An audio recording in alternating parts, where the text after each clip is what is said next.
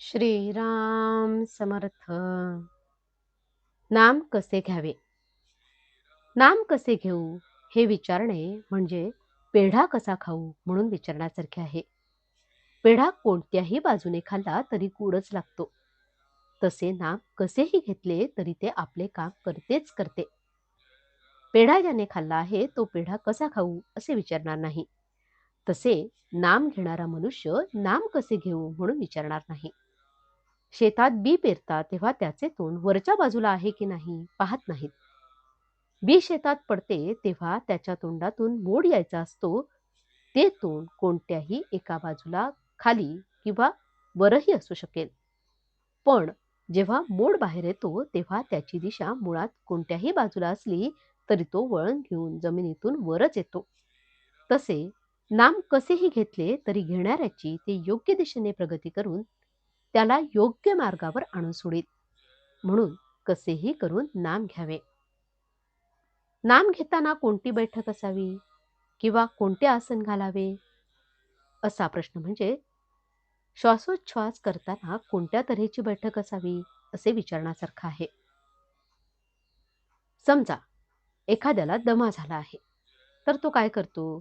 तो अशा तऱ्हेने बसण्याचा किंवा पडण्याचा प्रयत्न करतो की जेणेकरून श्वासोच्छ्वास कष्टाशिवाय व्हायला मदत होईल. म्हणजे श्वासोच्छ्वास सुलभ रीतीने कसा चालेल हे त्याचे ध्येय असते. आणि मग त्याकरिता देहाची बैठक कशीही ठेवावी लागली तरी चालते. श्वासोच्छ्वास विनाकष्ट चालू ठेवणे हे जसे त्याचे ध्येय असते तसे नाम अखंड कसे चालेल हे आपले ध्येय ठेवावे. आणि त्याला मदत होईल, व्यत्यय येणार नाही अशा तऱ्हेची कोणतीही बैठक असावी. बैठकीला फार महत्त्व देऊ नये.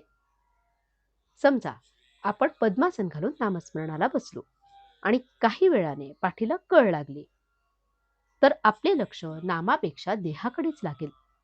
म्हणजे नाम घेता घेता देहाचा विसर पडण्याऐवजी देहाची स्मृतीच वाढल्यासारखे होईल. म्हणून नामस्मरणात खंड न व्हावा हे ध्येय ठेवून त्याला अनुकूल अशी ज्याच्या त्याच्या प्रकृती धर्माप्रमाणे कोणतीही बैठक ठेवावी.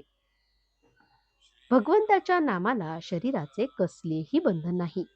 हेच तर नामाचे महात्म्य आहे. मनुष्याच्या कोणत्याही अवस्थेमध्ये भगवंताचे स्मरण सहज ठेवता येण्याचे एकच साधन आहे आणि ते म्हणजे त्याचे नाम होय. पण देहबुद्धी अशी और आहे की त्या निरुपाधिक नामाला आपण काहीतरी उपाधी जोडतो आणि त्या उपाधीवर नाम घेणे अवलंबून ठेवतो. असे न करावे. इतर उपाधी सुखदुःख उत्पन्न करतील पण नाम निरुपाधिक आनंद देईल. आजचे बोधवचन. शुद्ध भावनेत आणि निष्ठेत खरे समाधान आहे. ही निष्ठा अनुसंधानाने उत्पन्न होते. जानकी जीवन स्मरण जय जय राम. श्रीराम समर्थ.